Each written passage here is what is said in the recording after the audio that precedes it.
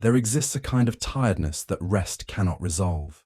It's that silent weight which dwells in the chest of someone who's doing everything right, yet still feels as though they're walking in circles.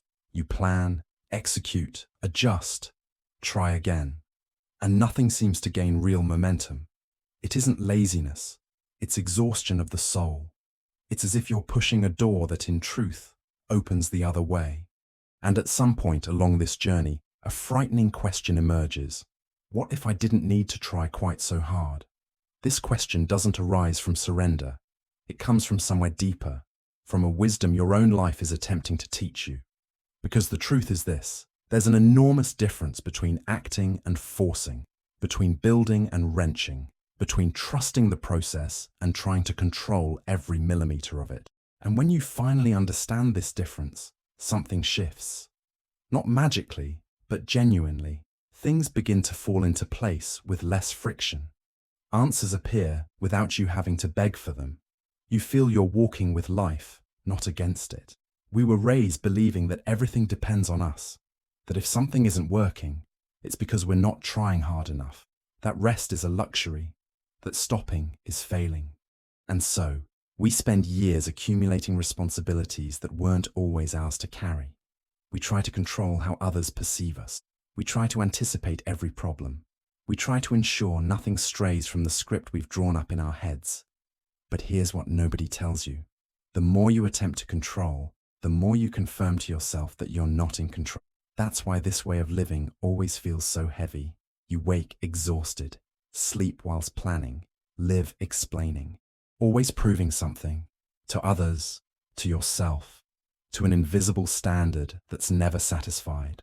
And the worst part, you begin to think this is normal, that responsible adults live this way, that those who live with lightness simply don't take life seriously. But it isn't true.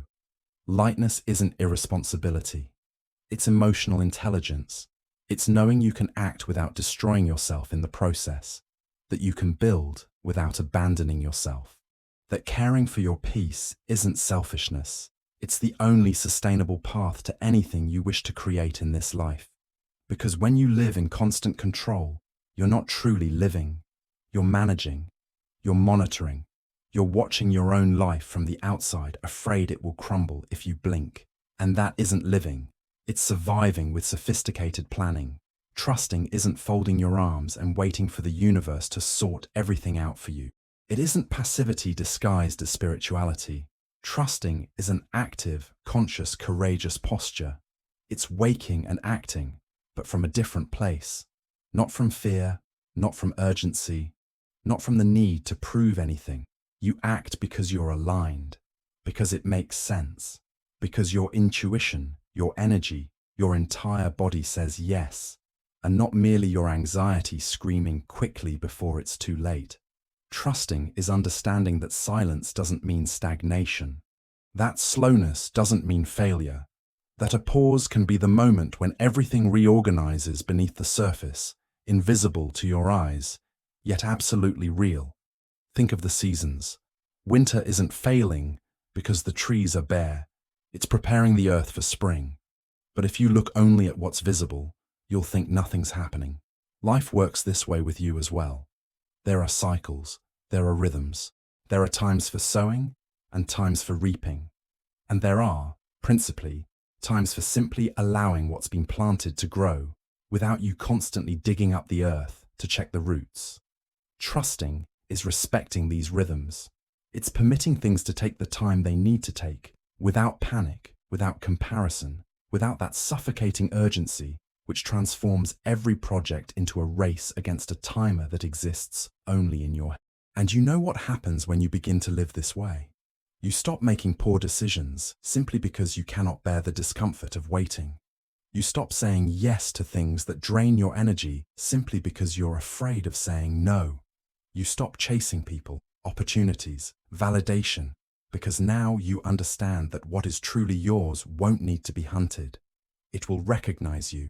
It will draw near. It will fit.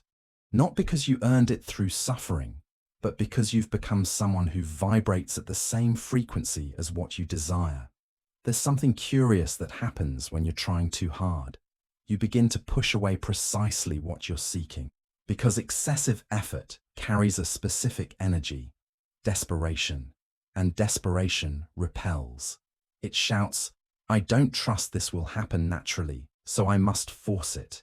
Think about relationships. How many times have you tried to win someone over through endless explanations, excessive availability, trying to be perfect so as not to be rejected? And what happened? The person withdrew. Not because you were inadequate, but because the energy behind your actions was heavy. It was laden with fear, not presence. Now think of the times when you were comfortable with yourself, whole, needing nothing from anyone. That's when the right people appeared, wasn't it? Because when you're not trying to prove anything, you finally have space to be. And being is infinitely more attractive than trying. The same applies to work, to projects, to anything you're building. When you act from the fear of not being enough, your choices become small. You accept less than you deserve. You mold yourself to fit. You silence your voice so as not to trouble anyone. But when you act from trust, not in the guarantee of results, but in your capacity to handle whatever comes, your choices expand. You begin to ask, does this serve me? Instead of, will I be good enough for this? You begin to protect your energy instead of distributing it to anyone who asks. You begin to honor your boundaries without feeling you're being selfish. And this completely changes the sort of life you build. Because now you're no longer building to prove anything. You're building to live. One of the most difficult things to accept is that not everything happens when you want it to. We live in a culture that idolizes speed. Everything must be fast, efficient, measurable.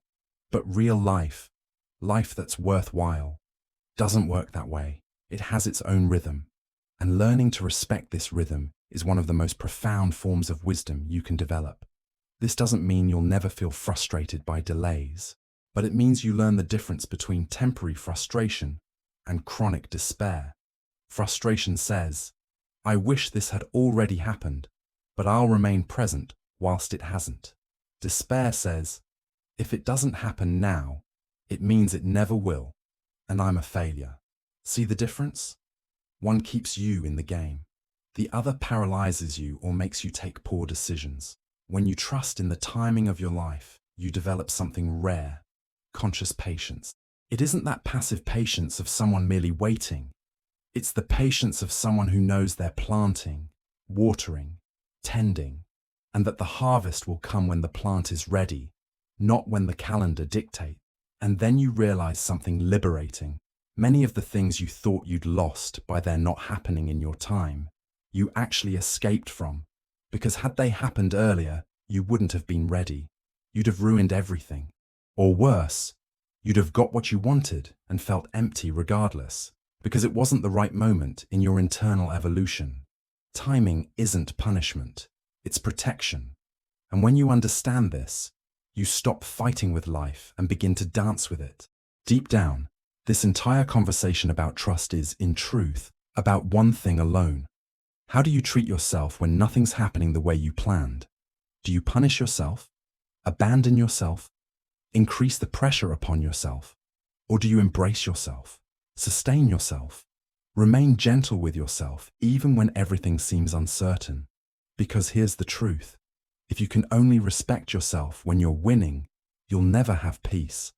Peace doesn't come from results. It comes from the way you inhabit your own life, regardless of results. It comes from looking at yourself and saying, I'm doing the best I can with what I have now, and that is enough. Not because you're settling, but because you've finally understood that your humanity isn't a problem to be solved. You can improve, you can grow, you can evolve, but you needn't hate yourself along the way. You needn't emotionally violate yourself to deserve rest. You needn't earn the right to be gentle with yourself. That's already yours. It always has been. And when you truly internalize this, everything changes. You stop seeking external validation because you finally found internal validation. You stop pursuing love because you finally learned to love yourself. Not narcissistically, but healthily, respectfully, nourishingly. You stop needing life to prove you're worthwhile because you already know it. And from that place, You build differently. You choose differently. You live differently. So perhaps the question isn't, how do I get what I want more quickly? Perhaps the question is, how can I move towards what I desire without losing myself along the way? Because there's no point arriving destroyed. There's no point conquering everything and having no energy to enjoy it. There's no point having external success and internal collapse. The life that's worthwhile is one in which you arrive whole, in which you grow without abandoning yourself, in which you build without exhausting yourself. And that only happens when you learn to trust in yourself, in the process, in the timing, in life. Not blindly, but consciously, with wisdom, with presence, with respect for who you are and for what you're becoming. So breathe deeply, loosen your grip on control. You needn't have all the answers now. You need only take the next step, with trust, with presence, and allow life to meet you halfway. What is truly yours will never require you to destroy yourself to reach it.